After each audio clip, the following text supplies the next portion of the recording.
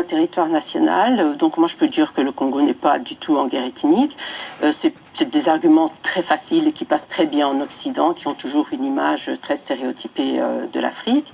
Et donc pour rebondir sur ce qui vient d'être dit, en fait le conflit qu'il y a au Congo, c'est le débordement du génocide rwandais sur le sol congolais. Donc il y a eu un génocide, il y a eu des réfugiés. Et donc tout cela a participé donc au brouillard qu'on met autour donc de ce pillage économique sans précédent. Donc, lorsque les Rwandais, donc Hutus qui ont repris Tutsis qui ont repris le pouvoir, ont poursuivi donc les Hutus. Voilà, sur le territoire rwandais, un deuxième génocide.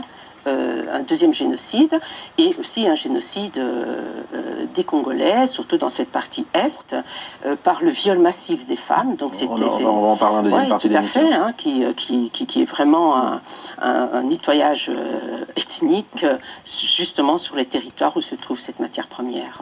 Alors, si je peux me permettre pour compléter ce qui a été dit concernant le conflit, c'est vrai que le rôle aussi de la Congo Week, c'est de mobiliser les gens pour qu'ils fassent pression afin que les commanditaires de ces massacres soient livrés à la justice, qu'il y ait des procès qui se déroulent par rapport à ça.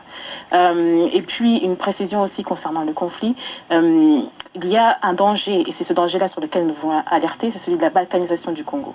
Et donc, on a beaucoup parlé du génocide, mais il y a un autre danger maintenant qui est mis d'ailleurs en exergue par le rapport du 18 juin concernant le soutien apporté par le Rwanda aux rebelles du M23, et qui est celui qui porte sur la balkanisation du Congo. Et donc, c'est ce message-là que nous voulons aussi porter et dire que voilà, il faut se mobiliser pour que cela ne se produise pas.